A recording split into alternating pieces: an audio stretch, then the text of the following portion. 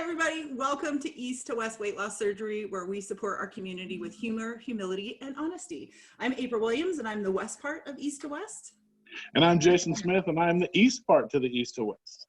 So we are super excited today on our very second episode to welcome Wendy Rawlings, who is a licensed mental health counselor.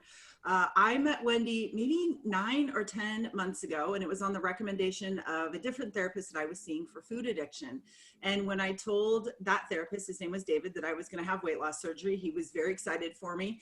And I said, okay, well, I would love to make an appointment to, really start seeing you consistently again. And he just went, ooh, about that. I don't specialize in that. And I was like devastated. I was so upset. And then he said, but I do have a wonderful friend who I can recommend that you reach out to. And it was you, of course, Wendy. And so I reached out to you right away. And our first appointment, we absolutely hit it off. And I can just say that I think the only reason that my recovery has been so successful is because you have been such a constant resource in my life that allows me to be honest and open and swear a lot and get a lot of things out. And you offer all the suggestions and help that I need. So you've just been a godsend. And I'm so happy that you are on our second show with us. Thank you so much for joining us. Thank you. Thank you. Happy to be here. Yeah, thanks. So to start off, I would just like you to introduce yourself to our listeners and to our viewers. So just in case you guys are new to the podcast, which is only 2 episodes in, but we record this on Zoom. So not only can you listen to this on Apple or Spotify podcasts, but you can also watch it at our YouTube channel. So if you go to East to West Weight Loss Surgery, either on Instagram or on YouTube, you're going to find the videos for all of these podcasts that we're doing.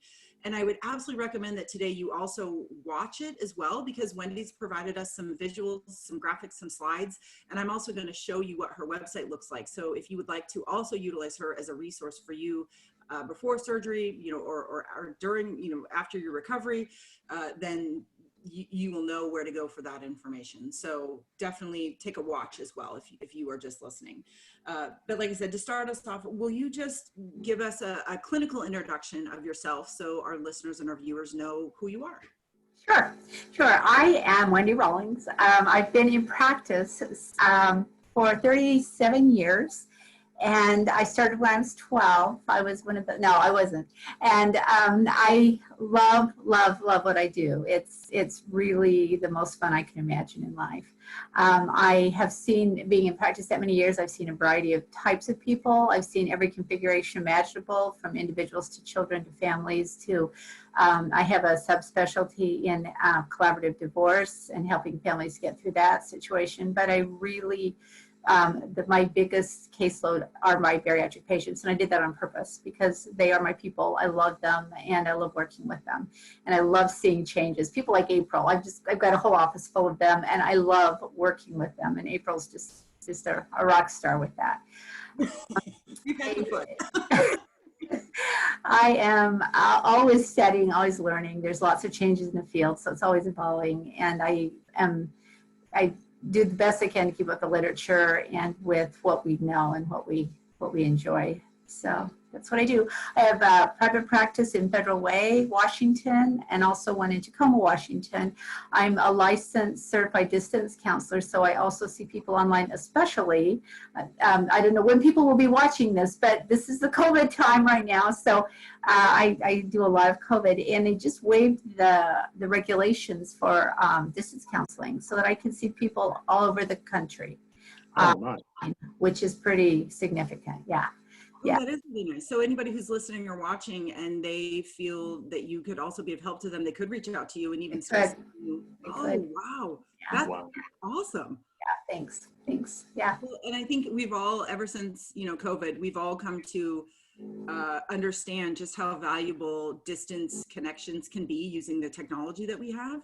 So yeah. I mean, Wendy, you and I have been meeting virtually now for, I think, 2 months, and it's just as fantastic, virtually as it is in person. Although, I mean, I love seeing you, but desperate times call for Zoom, and that's okay. That's right. There's definitely ways that you can keep connected and also stay safe as well. And this has been one of the major factors in that. So it's a good thing for the healthcare community. And right now, connection, especially in our population, is super important. So yeah, They're exactly right, Jason. Yes. Yesterday, I used to hold those virtual bariatric meetups every Sunday, and it was kind of getting to the point where they were becoming a little bit cumbersome, and we're moving more towards every other week, maybe once a month. And people messaged me all day yesterday, and they're like, "Oh my gosh, where's the link for the meetup?" So, I mean, I know that it is something that people are really being drawn to. It's something that people are seeking out because, you know, you just realize how closely connected you were to people physically. And when that is taken away, you know, for good reason, you try to seek that out in other ways. So we're definitely seeing a bump in that. Right. So when in your intro, you said that, you know, bariatric people are your people. And I know that because you yourself have had weight loss surgery, which I think Yes. is something that makes you just the perfect expert for this community. And like what you said, your background is so holistic, and then able to speak specifically to things that bariatric people are experiencing or thinking or doing is so helpful. It's just another place of empathy, and it's just another place that you can feel safe expressing those ideas. So will you share with us weight loss surgery experience? Sure. Yeah. I had a gastric bypass in 2005, dropped 205 pounds, and have kept all but 10 pounds of that off. My body just wanted to add that 10 pounds. It felt good. My kids called me the crypt keeper because I looked so sallow. I am no small person, but I am not, I'm fit. I'm in shape, and I feel wonderful. I feel really healthy. Probably 15 years before that, I was diagnosed with diabetes, and I kind of pretended I didn't have it until I was hospitalized with high blood pressure and some heart issues. So I finally was forced to face that. I went to an endocrinologist, and the first thing they said to me, without knowing me for more than 3 minutes, was, "You need weight loss surgery." And I was so offended that I never saw the guy again. And I just kind of left his office and went, "Well, I guess I'm on my own, because there's no way I'm going to do that." So I worked for that 10 or 15 intervening years on why I was eating too much. And I saw other specialists and experts who did not believe that I wasn't dropping weight on 1,000 calories a day or less. And I finally got to the spot, and my family really helped me. By then I had grandchildren, and they said, "You know, Mom, we want our children to know you." And I wanted to know them too. So I gave it some serious thought and pondered for a while. Took me a while to get there. But in fact, the night before, I was ready to cancel, and my son-in-law talked me into it. And I'm glad. It was a game changer. And I've never looked back. It's been the best thing I've ever done. And that said, I had to be ready. I understand that this is huge, and there's all kinds of shame and guilt that goes along with that decision. We've been body shamed, and we also feel guilty that we didn't have the willpower to do it on our own. It's not about that. Believe me, I know we have willpower, and it really isn't about that. We get to a place where we can't. Our bodies just don't do what they naturally would do. And there's a lot of reasons, and they're still trying to figure out what all of them are, but there's a lot of reasons for that. So weight loss surgery was my way to start over, and I was really determined that because it was such a drastic step, I was going to do it right, and I did. So it's been great. Yeah. And I definitely, Jason and I always were nodding in agreement with you. We know that shame is the reason that a lot of people don't opt for weight loss surgery.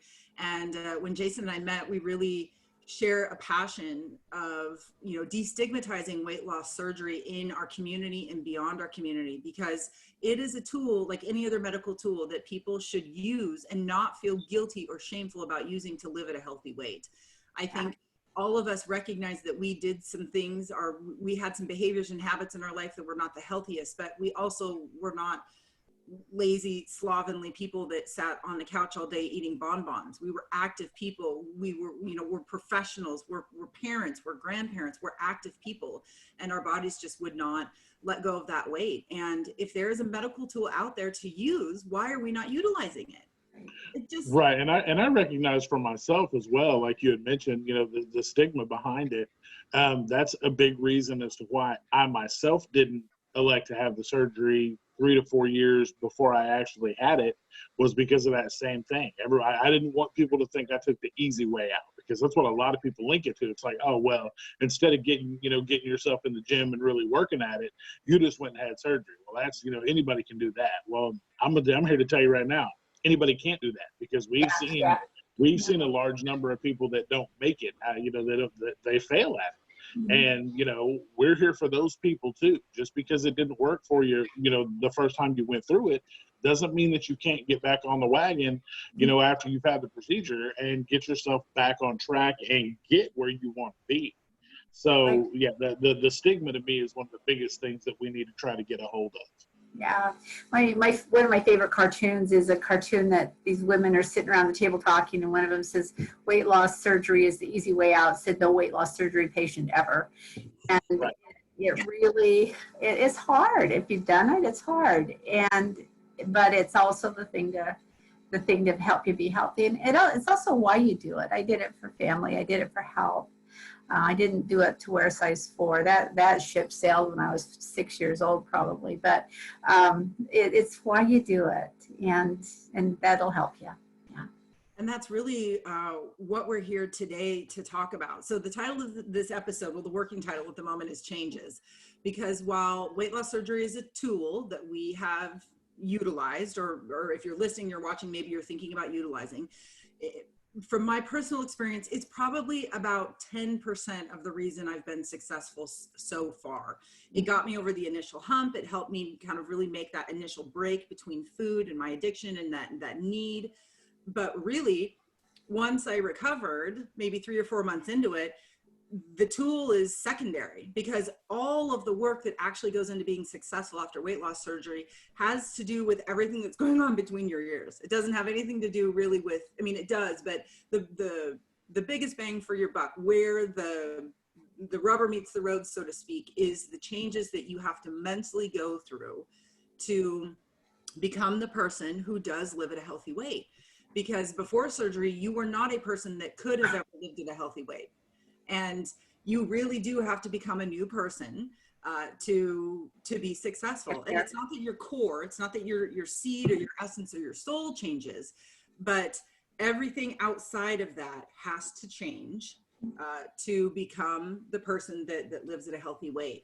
So when Jason and I were thinking about doing this podcast, we made a list of like, well, who would we want to talk to and what do we want to know? And instantly, Wendy, you popped into my brain, and I shared that with Jason, and I just said, the thing that has been, I think, most helpful in my discussions with you, Wendy, is numbers. I'm a very numbers orientated person. I'm a very black and white person.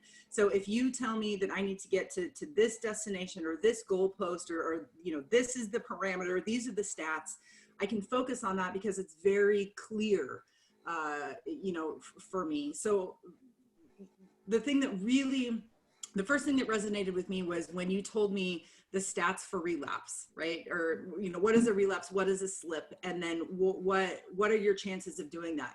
And when you told me that in the first 2 years, I would have a 50% chance of relapse, I think you could have blown me over with a feather. I mean, I was just so... I think I remember your expression. Okay, it was not that kind. No, I'm sure. As Wendy and Jason know, I swear like a sailor. And it was a lot of curse words in one string. And Wendy so graciously just smiles and looks at me and goes, "Oh, that's true." But when you said that 50%, I just, dumbfounded. So will you explain to us, what is a relapse? What is a slip? And then what are those numbers? Sure. Yeah. This is a foundational piece of our changing, because like you said, April, we're not changing who we are. We're just changing how we do life. And we're changing our relationship with food, hopefully with people, with pretty much every bit of our life, to kind of upgrade ourselves. I became Wendy 2.0 and just kind of an upgrade. So these are foundational things. So most of us have an addiction, whether it's to sugar, whether it's to salt, whether it's to some kind of food addiction. Probably it's not to broccoli or to Brussels sprouts, but we have some kind of a relationship with food. And there's a lot of ways to tell if you are. On my website, there's it's called a Yale addiction food test or something like that. You can print off and take. But most of us have some kind of addiction, or at least compulsive behavior when it comes to eating, Sometimes it has to do with exercise and those kinds of things as well.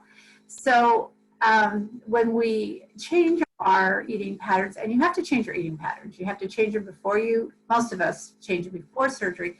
We all have to change them afterwards, and we'll get sick. And we do want to change them so the surgery will be successful.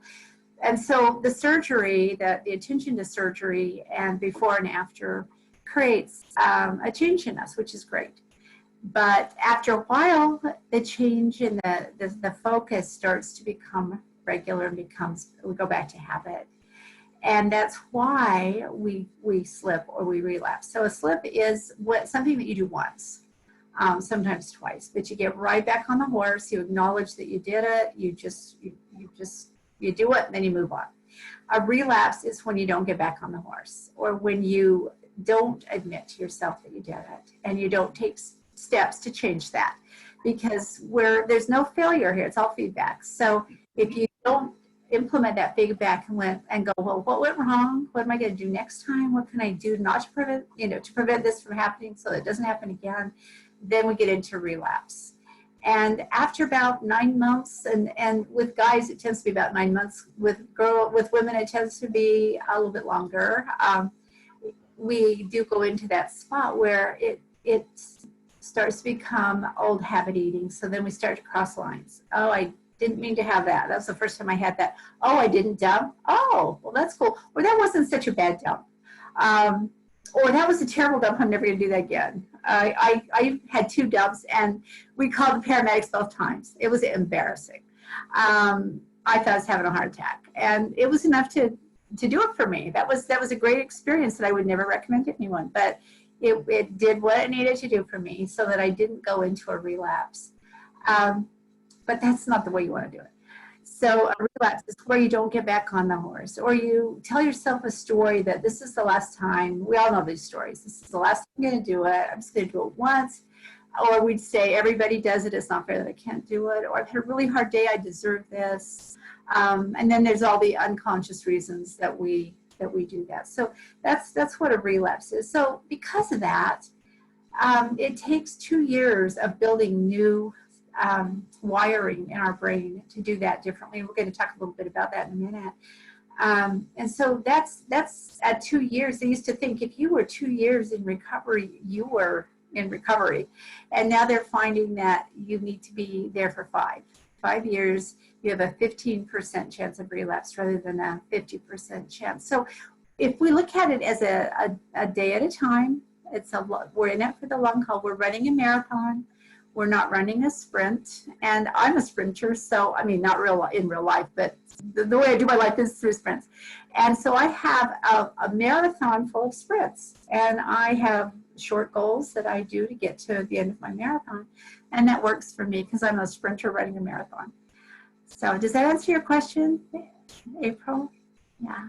Yeah, I think so. So, I mean, really what I heard from you and what I just have learned from you is that really we are working to become this new healthy person for 5 years. We can't let our foot off the gas pedal for 5 years.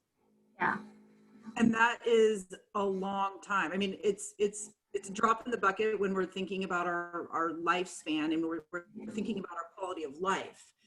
But I just remember when I first heard those numbers, it was a little bit devastating for me because I just thought I worked so hard battling food for 38 years before I had surgery. And then I had surgery, and it was this fantastic tool.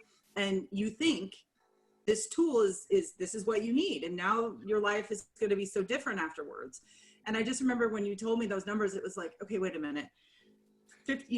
For 2 years, I have to be diligent to not go back to my old ways. And then when you're like, well, it's actually 5, I was like, oh, you have got to be kidding me. Like, what the hell did I sign up for? I was done battling this. I wanted to like tap out after surgery. And now I have to work just as hard for 5 years. So I think to put this in a little bit of context for our viewers or for our listeners, I'm kind of where I'm to the point in my recovery where I'm starting to go back to my old habits. And I shared this with Wendy. It was maybe 3 months ago. I enjoyed drinking. Before surgery, I could drink copious amounts and really not feel intoxicated, thanks to my German heritage and my alcohol family background. But after surgery, I knew that I would attempt to switch my addiction from food to something else. And Wendy had said, be careful of alcohol. Okay, I will be careful of that. And I was having a really rough week, and I was in a very dark place after recovery with food and, the mental things that I was going through. And I was at the grocery store, and my favorite brewery had a new beer. And I don't even like beer. And I was like, oh, I'm going to get that. It's tropical. I'm going to try that. And okay, I bought it, and I sat home and I cracked it open and I drank half of it. And okay, well, that was whatever. That felt great. Well, then the next day I did it. And then the next day after that, I did it. And my husband came home and he was like, hey, what are you doing? And I was like, oh, nothing, just, looking at my phone. And I had my can of beer sitting next to me. And he's like, oh, you drinking, LaCroix or Spindrift, what I normally enjoy drinking. And I was like, no, it's that new beer from Silver City Brewery. And he goes, oh, well, that's weird. You don't drink beer. And I just looked at him and I flipped him off and I was like, I don't know what you're talking about. Yeah, I do. I wanted to try this. And he's like, okay, well, whatever. No judgment, no anything. But, he was just like, well, you just don't do that. Yeah. And I was so mad. So, it just told him to, take a leap and whatever. But, thank God he did say that, because that was a slip, right? That was really something that was like, oh, okay. So I noticed that, like you said, it was feedback, not failure. And I realized that I was trying to cope with some things in a way that was not healthy for me. And I threw all the cans of beer away in my house that I had. And I'm very cognizant now of how I can go down there. And I do see myself relapsing back into my old habits. I can eat a little bit more now. I can enjoy some foods that I used to enjoy. After, before surgery, but my weight has stalled. So, I'm... Who knew, right? That's such a great example of a possible cross addiction. Yes. And to make it, 5 years does sound like a long time, and it's not 5 years of drudgery. It's 5 years of playing with this a little bit and having successes and having failures and pulling back and going, okay, what am I going to do instead? My one thing that I've abstained from for 15 years, I thought, because I am a sprinter, I thought, okay, if I can turn this marathon of a lifetime into a sprint, I'm going to sprint through saying no to ice cream. And that's my thing. I haven't had ice cream in 15 years. I don't intend to have it for the rest of my life. That's just my way to stay strong and keep myself grounded. And I don't recommend that for anybody else. It just works for me. So my first sprint through ice cream, it was horrible. Ice cream is, the reason I chose it was because it was my danger food. It was my gateway food. If I said yes to ice cream, I said yes to everything else. So I decided ice cream had to be the bright line that I drew for myself. And in the beginning, I noticed every bit of ice cream, noticed every new ice cream flavor in the store. And I thought to myself, and Ben & Jerry's, oh my goodness, they're terrible. They are hard on us. So I noticed all this stuff. And then one day I thought, why am I looking at ice cream? And we do that. We look at all the things that we can't have. So quit looking at ice cream, and it made it a little easier. But my husband loves Dove bars on the stick, and he can eat whatever he wants to and be fit and thin. And so he would bring these Dove bars home, and I would have to leave. I'd hate on him for a while, and then I'd hate on the Dove bar, and then I'd hate on my genetics, and that wasn't doing anything for me either. So I would just leave the room, and he would eat his Dove bar. And we got to the point where after 2 years, it really did get easier to let go of that. But I still noticed when people were having ice cream. After 5 years, I don't know when I quit noticing, but after probably 4 years, people can eat whatever they want around me, and I don't notice anything. And so you would consider the slip to be the same as when somebody's been working as long as they have, and they just call it a cheat day, cheat meal, cheat whatever. I'm just going to have a little bit of this because. So that to you, that's the same thing. It depends. I want to clarify. something that I call a planned eating event. And that is where I'm going to go off my plan. I wouldn't usually do this. For me, it would never be ice cream, but I might have a piece of cake if I go to a birthday party or a couple of bites of it. And that's a planned eating event. That's not a slip. That's me, having a moment of normalcy, I guess, or other people's normalcy. It's not my normalcy anymore, but so there's a planned eating event where, and you don't do it very often because it can cause a relapse, but there are days when you go, yeah, I made a bad choice right then, and then I'm back on the wagon. I'm not going to do that again. I figured out what happened, what led up to it. I figured out what I do next time, and that's a slip.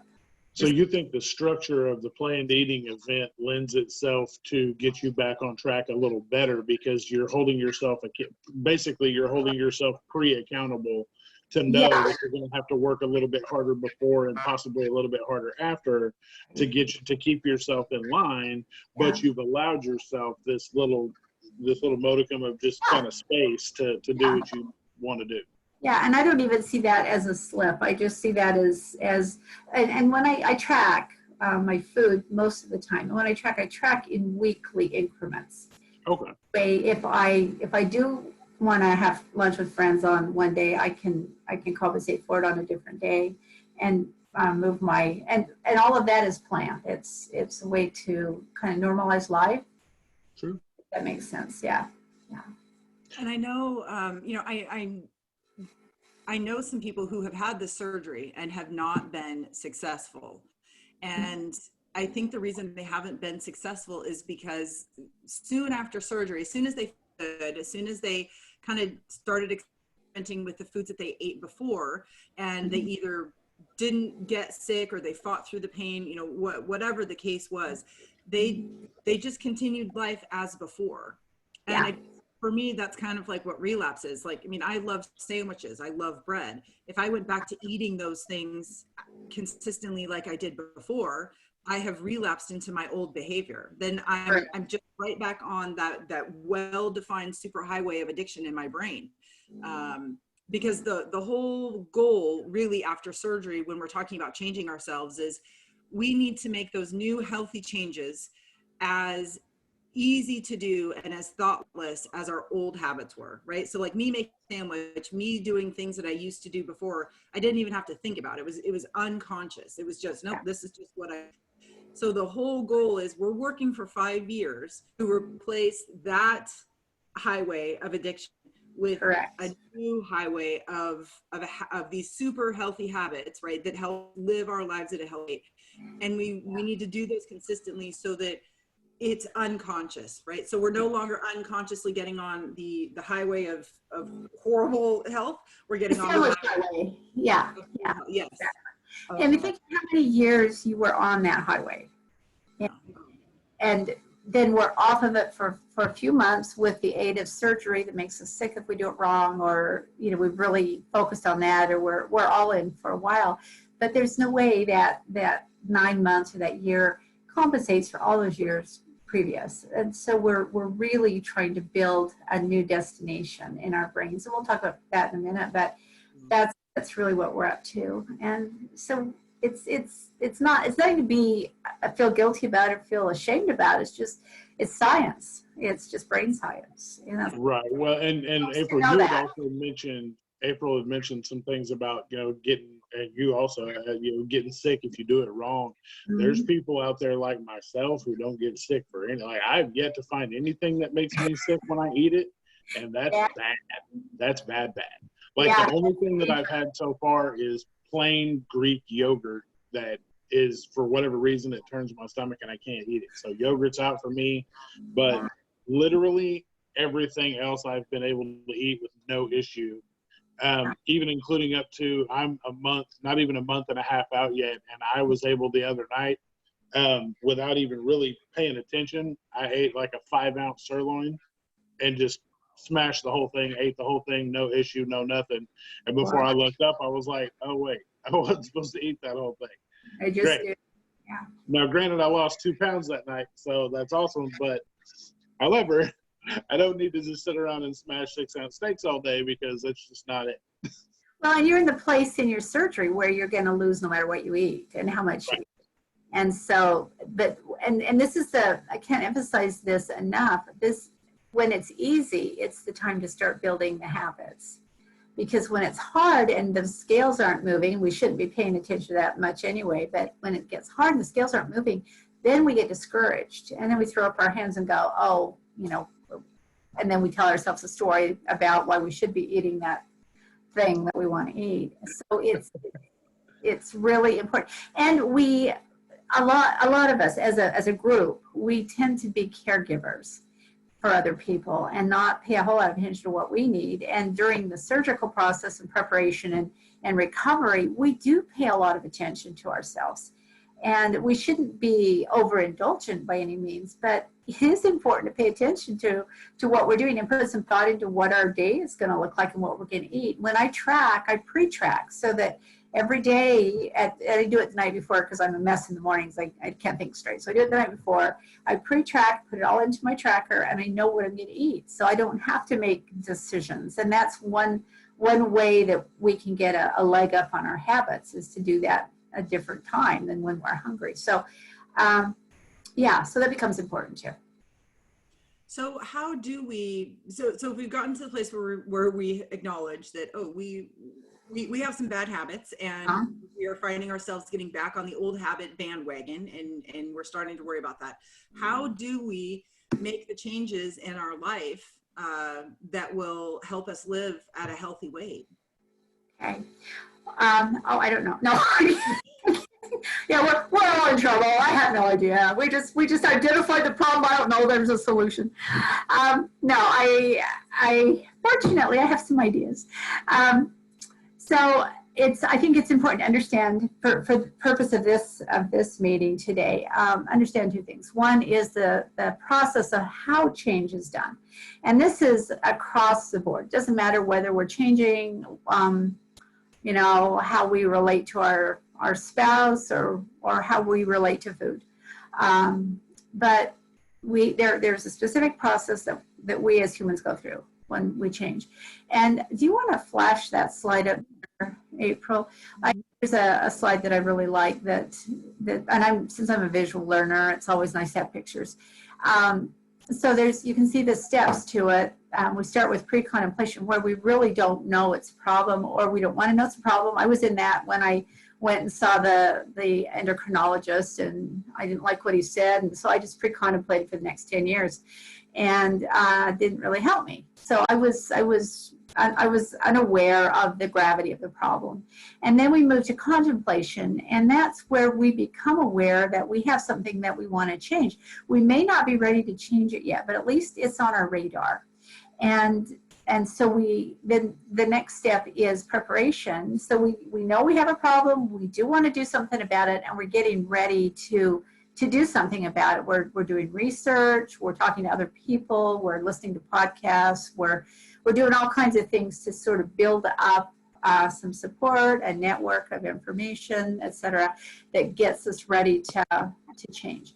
And then we take action. And that's when we take the plan that we've made in our prep stage and put it into practice. A lot of times, ideally, when we have the surgery, that's the plan.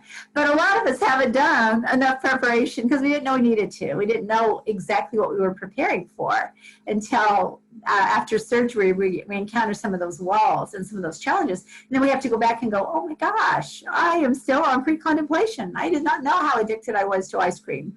Or I didn't know that I couldn't take a beer and just drink it because, oh my goodness. So then we're kind of playing catch up. But once we've got action down and once we've really got that nailed and we've got some things in place, then we can move to maintenance. And maintenance is just sustaining the change. And maintenance requires a different set of skills because everything else is talking about change. Maintenance is talking about maintaining the change, making it constant, and that's where we get to that 5 years. So that's the stages of change that we go through.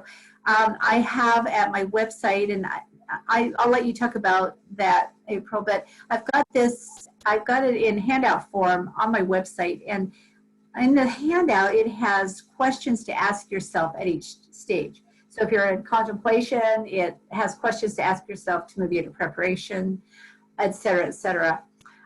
It's also important to understand that you could be in 3 stages the same day. I remember journaling one day. I was in action. My plan was going well. And then all of a sudden, something happened that I totally didn't expect.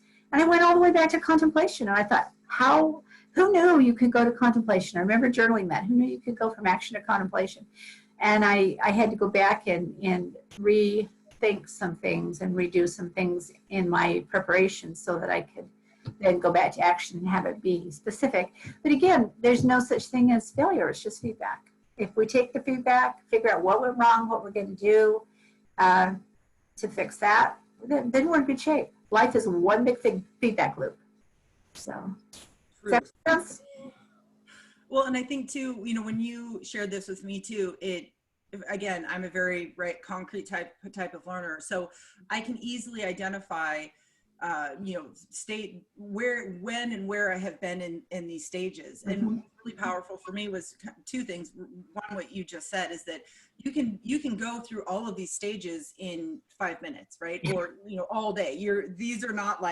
This is not like stair step and you never go back down, right? It's you can be all over the place. And then the other really powerful thing is that the skills and the knowledge and the things that I did before maintenance do not apply to maintenance.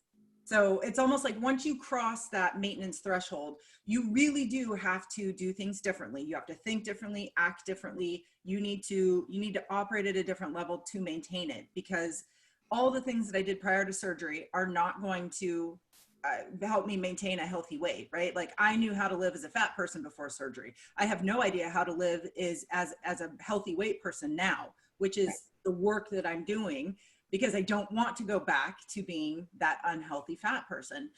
So to know that, okay, once I get to that maintenance stage, my old playbook has to be thrown out and I have to create a new playbook for myself. And it's going to take trial and error. It's going to take that feedback loop, and it's going to take me really repeating that mantra, which I've now made into like a graphic so I can just post it everywhere in my life. Yeah. It's feedback, not failure.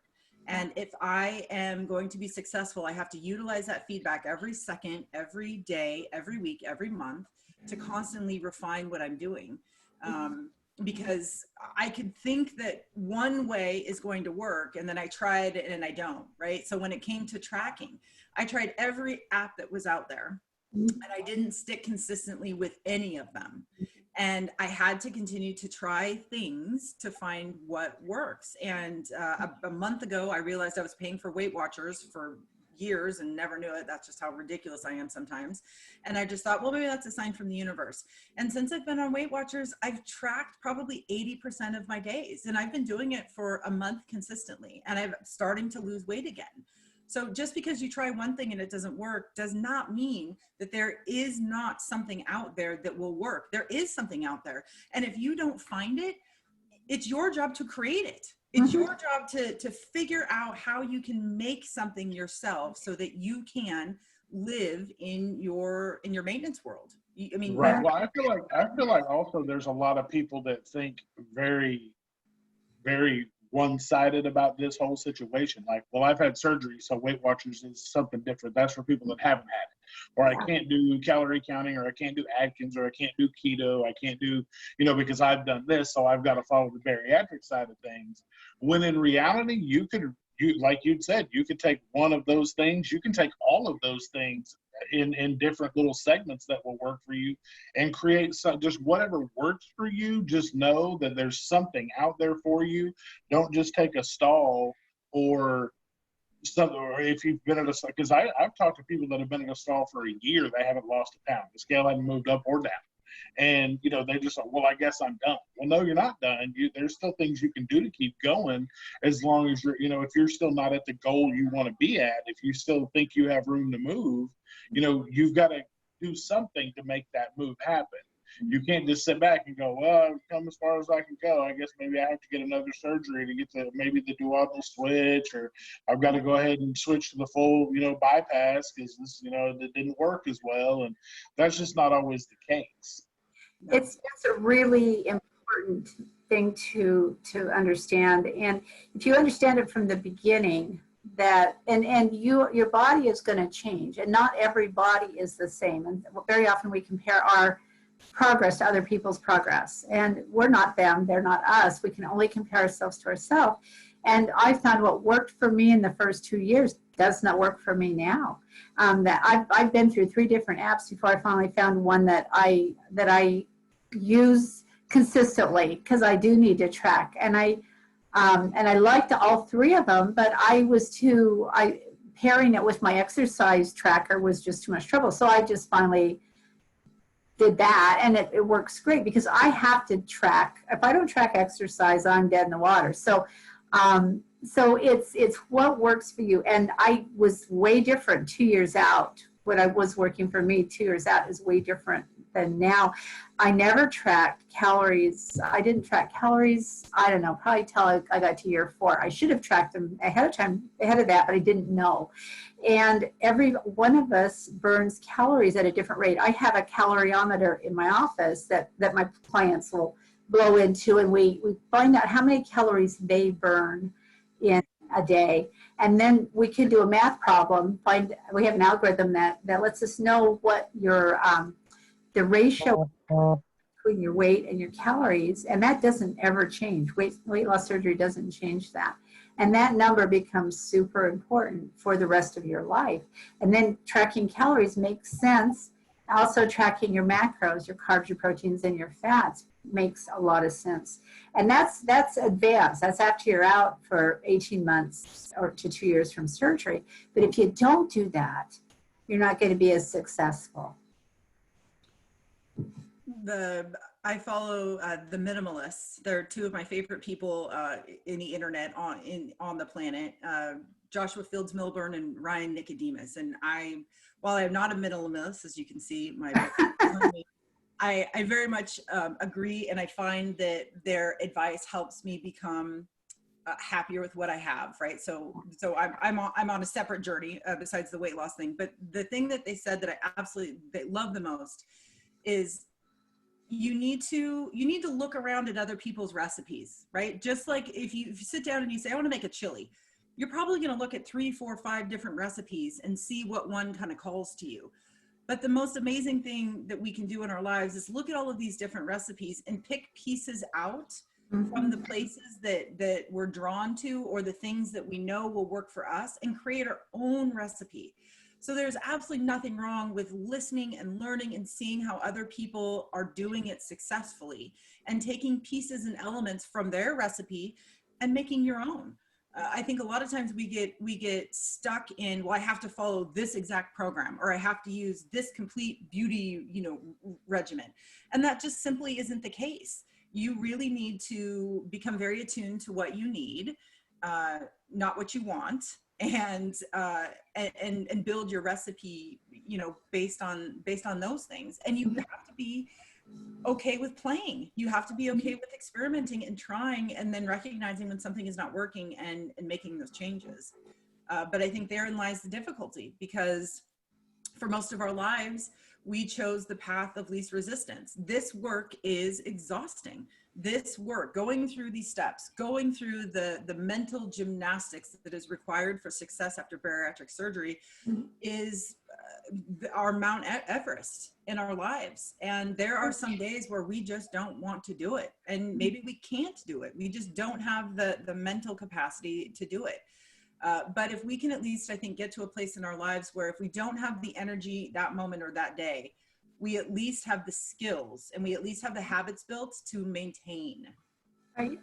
Because sometimes we just need a break. Sometimes I just need to not worry about this for this moment or this day.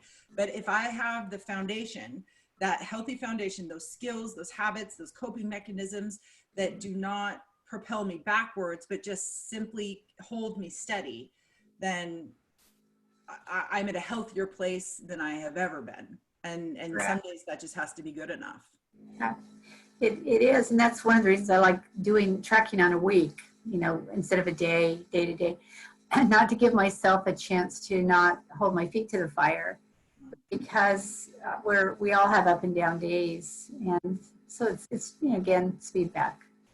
So what can people do? So knowing that these are the steps to behavioral change. So what you want to do is you want to pre-plan. You want to take actually let's go to the brain function first. Let's put on the brain slide and then we'll do both of them together. Is that all right with you? Yeah. So this is a great, again, because I'm a visual learner, I like to see things. So if we look at the way we wire from a stimulus to a destination. And the more times we go down that pathway, the stronger it gets. The fewer times we go down a pathway, the weaker it gets. So the very first time we try anything, it's kind of like a cow path. Think of building a highway.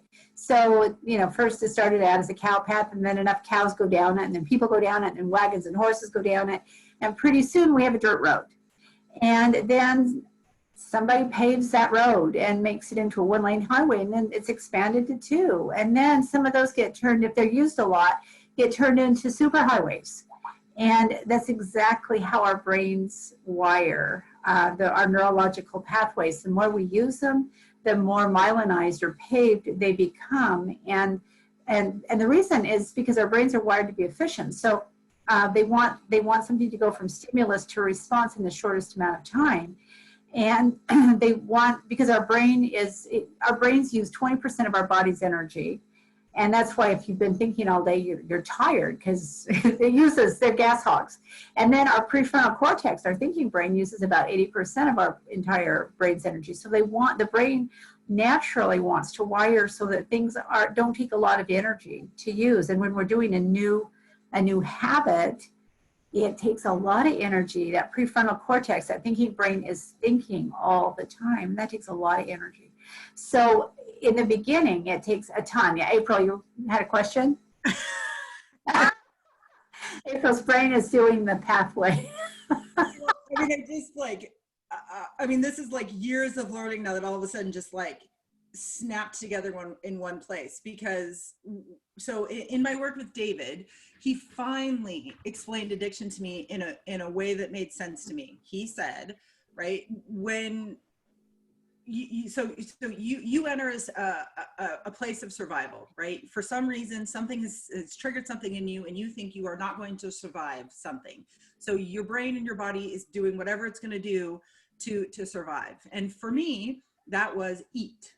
So that weak pathway became a very strong pathway, because as soon as I got to that place where I was like, oh, this is not good, I'm feeling threatened or I'm feeling stressed, my way out of that discomfort was food. So my brain literally, like he explained it, he said, you have a super highway, you have an 8-lane super highway that has been created in your brain that you jump on the instant something gets bad or stressful. That is your addiction superhighway. And he said, it's the path of least resistance. So you're going to go there unconsciously. This is just what you're going to do. And to fight your way off of that, or to not get on that highway, is so very difficult. And that's what makes addiction so powerful.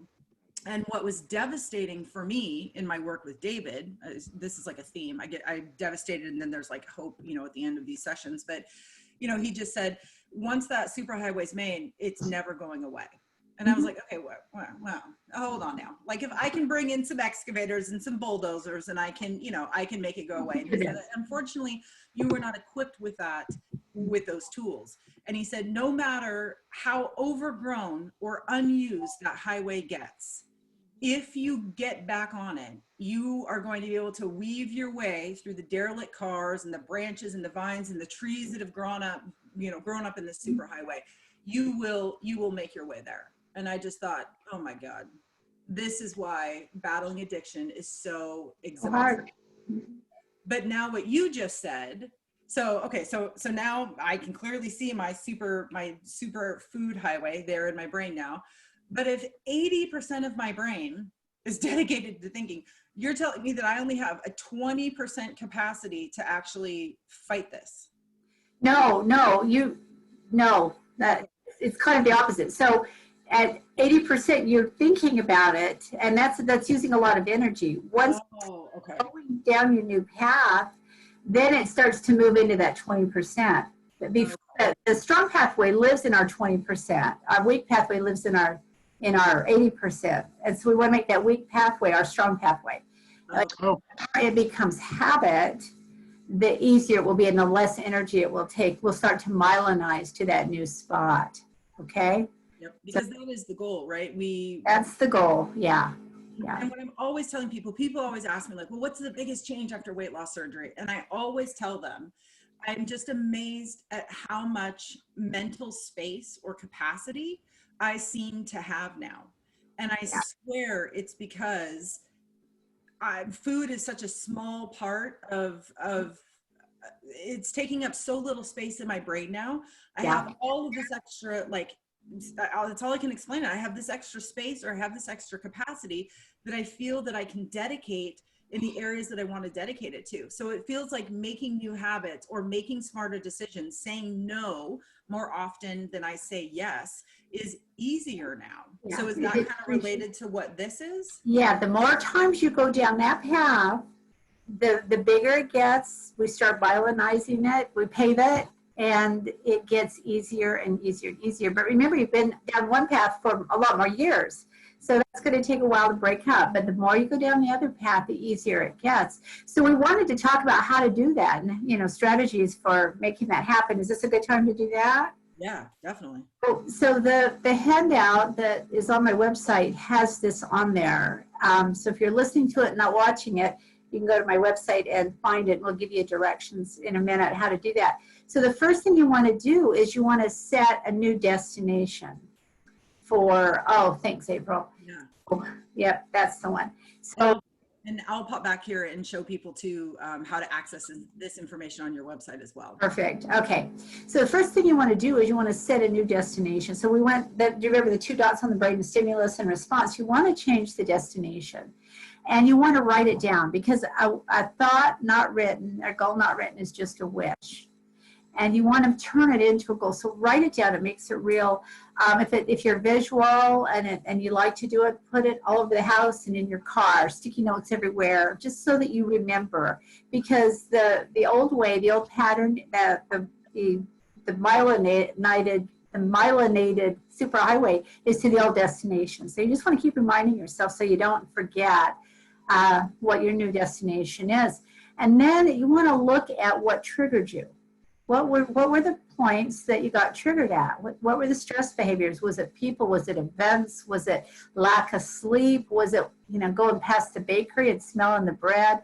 What was it that got you triggered that you wanted to start doing differently? And then, as much as you can, create a plan for what you're going to do. And I also like to write this down, but I also like to play out scenarios in my mind, because we have a lot of unknowns in our life. It doesn't matter how many scenarios we play out, we're going to still have some unknowns. But the more we can kind of nail ahead of time. So I'll say to my clients, okay, think about how you're going to do this. And let's just work it out in your mind and see what the obstacles are in the moment, so we don't go stupid on ourselves, because we are famous for going stupid on ourselves. We're famous to jump back on that old highway and off we go to that old destination. So you want to look at what might go wrong. And then you want to look for alternative behaviors. And this is where we tend to cross addict. So my alternative behavior to food will be alcohol or gambling or shopping or, something else. So we want to look at alternative behaviors that are healthy. And I find that this is great work to do with other people too. What are your hobbies? What are the things that you do when you feel stressed or happy? Or what does your family do when you get together that doesn't involve eating? Get ideas from a lot of people, like the minimalists we're talking about. And so then you want to, again, write them down. Remember the reasons that you wanted to be healthy. I had a client, I always have my clients write down their vision. And then I ask them why that's their vision. Why is that important? And then we really explore what their real vision is, because some of them, it's not their real vision. And so, but usually it has to do with survival or health. And once they write that down, her vision was, I want the ta-da life. And it was not the first thing she wrote down, or the second or the third. But to her, that meant something, and it was motivational. And she's done super well since she nailed that vision. So remembering why you're doing this in the first place. And then do an emergency plan that step 2 above, you know, when you start going off the tracks, when you get triggered, make sure you have an emergency plan. It might mean calling somebody. I always say, put it on a card, write it down, put the card everywhere you can see it, and make sure there's at least 5 things on it. If your emergency plan is to call your mother and she's not available, well, guess what? You did your emergency plan and you can go eat the ice cream because you did what you were supposed to do, right? So make sure there's at least 5 things on it. 10 would be better, but then just work down your plan. Making sure, I call it my first aid kit. I keep a first aid kit in my drawer that has emergency food in it that I'm only going to eat if I get triggered or if I get hungry, if I had to stay late and I know that, I mean, I used to wend my way home through takeout, and that's not a good thing to do. So if I have an emergency kit in my car too, I'm never going to stop at fast food because I'm not hungry. I will do my emergency. And then make the decision based on your highest goals. So you see that a lot of this is pre-planning because ahead of time you know what you're up to. You've got it written down. You're actually engineering your own road. You've taken that cow path and taken charge of it, straightened it out a little bit, engineered it better. And if you do that, you're back in control of yourself, of your, you know, of what you want to do. And so it's creating a plan, and then it's constantly evaluating it. Did this work? If it didn't work, what went wrong? What am I going to do about that? And so you're constantly thinking. You go through life in a mindful way instead of an automatic way. Yes. Does that make sense? Yes. Yes. And I think too, what, you know, when I always say like, oh, this is the hardest work I've ever done, it's because engaging with this type of activity and engaging with these thoughts and then actually doing your emergency plan, that's a lot of work. It is a ton of work. And you feel so good when you're done. You know, that self-loathing that we lived with for how many years, it completely replaces it. And in the moment when we're having to hunker down and do the right thing, it's hard work. But when you're done and you look back, you go, oh man, I'm really glad I did that today. Yes. Or it gets easier and easier as that road gets paved. That was going to be my next comment, right? Because the more that you do this, right, Mm-hmm. the stronger that pathway becomes, and then pretty soon your brain is going to automate those healthy changes. So it's going to move that to the automated side of things, so that you do have more of your 80% to focus on whatever it is you want to focus on. Correct. Focus on what you're going to cook for dinner. And so the more you can automate, the more you can have planned. I have clients that have elevated this to a science, so that they really don't think about, they have created a week's worth of menus. So they just alternate a menu every week. I don't know that I could be that automated in that category, but whatever you can automate and whatever bugs you about not automating, because I have clients say to me, I am so tired of thinking about food. I wanted this surgery so I wouldn't think about food, and now all I do is think about food. And it's because they haven't automated it yet to the point where it's automatic, and that's all it is. It's a stepping stone to get there, so you don't want to give up on that. Well, and a lot of people, I know that, at least for myself, before surgery, I ate according to when. Just whatever I felt like that day, whatever popped in my head, that's what I was going for. That's what I wanted. That's what I obsessed about until I got it. And a lot of people don't realize how important meal prepping is. They see meal prepping as something that people do on Herbalife, or some people do on different programs they're on, or super healthy people meal prep. I'm not there yet. So until I get super healthy, I don't meal prep. I can't do it that way. But they don't realize that meal prepping takes 99% of the thought process completely out of it. Like, we pick Saturdays to discuss what the menu for next week's going to be. And then Saturday we go pick up all the groceries. Sunday we spend meal prepping. The rest of the week is cruise control, because you don't think about it. You just grab a container, you put it in the microwave, you're done, you go, and you're done. Yeah, you've made all the decisions ahead of time, and that's really what this is about. But Jason, you bring up something important that we don't have time to talk about it on this one, but maybe a different one. We are actually changing our identity. When we say, I am not that person, well, okay, but you could be if that would, so there's a lot of identity that changes. The way we think about ourselves really changes. And for us to be successful, we have to let it change. Yeah, that's definitely true. I've noticed that a little bit just in the short amount of time since my surgery, but also in talking to a lot of the people that April and I encounter, you realize what a big role that identity plays. People are either so used to being the person that they've been for so many years that once they start transforming into this new person, it's almost lost on them. Like that's part of where body dysmorphia and all that comes into. Like when you see yourself, you still see yourself as the former big person because that's your safe space. It's easier for you to see yourself that way versus trying to develop a new personality for this new person that you've become and not realizing that just like everything else, it's bits and pieces. You take bits and pieces of your personality of who you were before, and you can incorporate that into this new person as long as you take the right pieces of your old personality.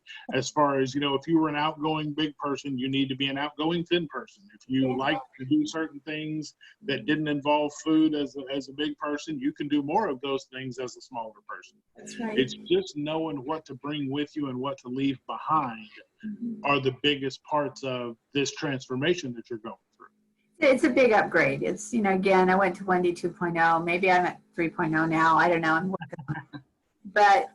But it's also that identity, that's another pathway you're building in your brain. I mean, we talk about one pathway, but we're building many at the same time, and the identity pathway is one there. And I don't want to get off on that tangent, but that's happening.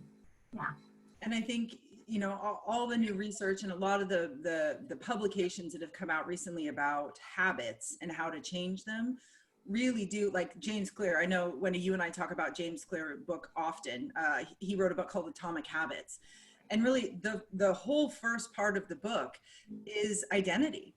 It's talking about how, your habits are a reflection of your identity. And if you really want to make lasting change, you kind of need to start there. You need to think, you need to become very clear in terms of your identity. And then what actions or what habits would you do if you were that person? So it's very much kind of a backwards planning, right? You kind of have to start at the end and say, okay, well, who do I want to be? Or, what is my identity?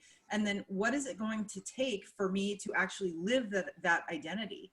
And I think the most powerful piece that I continue to take away from Atomic Habits is that, our actions are a vote that shows the world and ourselves who we are. And I don't have to cast a vote every time to be that identity. It just has to be a majority. So if I say that I'm a healthy person, if I identify as a healthy person, well, what does that mean? Well, if I'm not doing those things that proves to the world and to me that I am living that identity, that's not my identity. Right. So the more often that I do something, the more often that I cast a vote for being a healthy person, the closer I am to just being a healthy person, for that to be my identity. Sounds like identity might be a great podcast for you guys to think about doing. Yeah, absolutely. So in addition to James Clear's book, Atomic Habits, I also recommend Kelly Mcgonigal's book, because it does talk about what we've been talking about today, and so does James Clear's book. Hers is The Willpower Instinct, and April knows I hate that title. I do too. Willpower in it, so it took me a long time to actually read the book. It is a fabulous book. So call it something else in your mind. But she talks about willpower, want power, and want power. And it is really a great paradigm for what we've been talking about today. Yep. And I would, of course, also, Wendy, recommend your website. So Wendy has so graciously made the resources that we have referenced today available on her website. So if you just Google Wendy Rawlings, or you go to wendyrawlings.com, and then you come to the Bariatric Success Group link.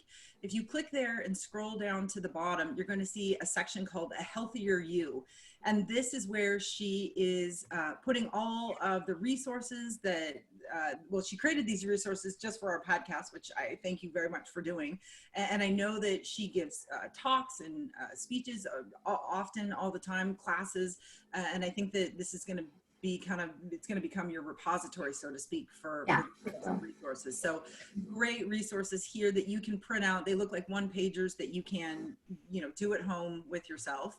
And then of course you did hear Wendy say that the restrictions for, helping people outside of your state have been lifted. So if you are interested in talking with Wendy more and, even perhaps becoming a patient of hers, her website is how you can get in contact with her. So just a wonderful, fantastic a landing place to kind of start your journey if you're thinking about seeking out professional help, or if you just want to explore in-depth things that were talked about today.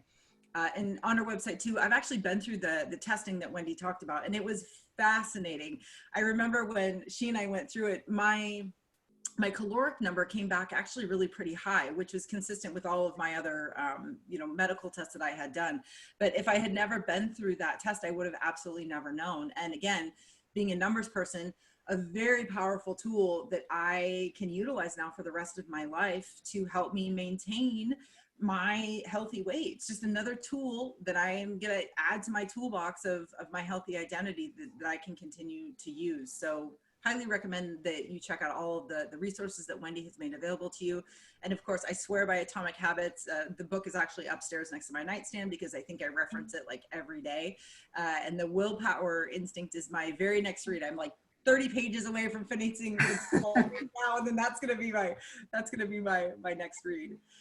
So as we wrap up here, I mean, Wendy, I cannot thank you enough for your time, for your insight, for your honesty and your candor in these discussions. Is there anything that you feel that you've missed that you want to make sure that our listeners or our viewers know? Anything you want to leave them with? I've just been super excited to do this and to work with Jason and April. Both of you are amazing people. I'm so glad you've got this organized. No, just don't worry about the things that we worry about. Don't start spending enough time to focus on yourself, to become healthy.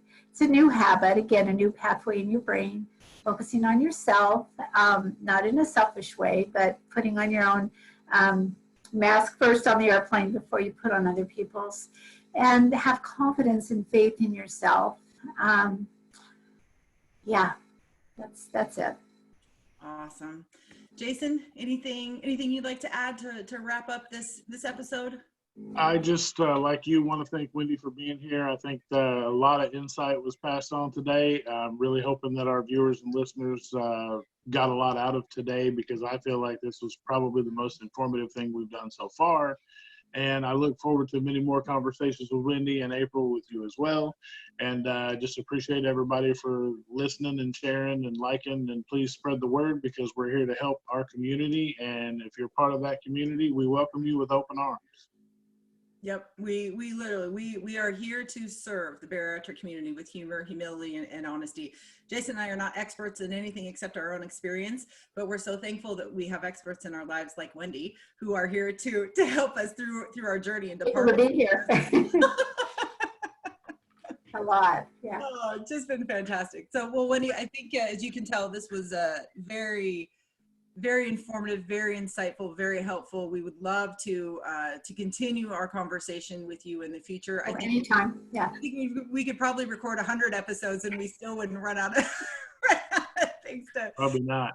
Yeah, no, to dive in and talk about you with, but we very much appreciate you. And to you listeners, to you viewers, thank you so much for tuning in and supporting it. And like Jason said, you can help us grow our community by liking and sharing this content with people in your world.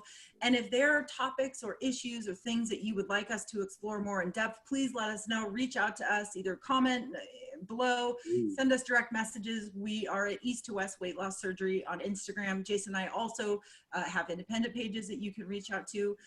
So we definitely want to hear from you, because because our whole goal is to provide content that is of value to you, that is of value in the bariatric community.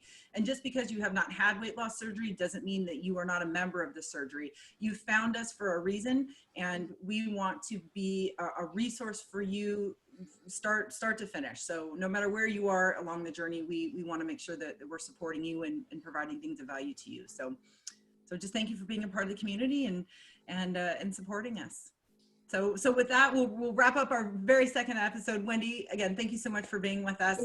Jason, always a pleasure talking with you. And yeah, we're just excited to continue to work and grow this community to make it just something that we all find valuable. So thank you so much, you guys, for your support. All right, you guys, we'll see you soon. Thank you. Bye-bye. Bye.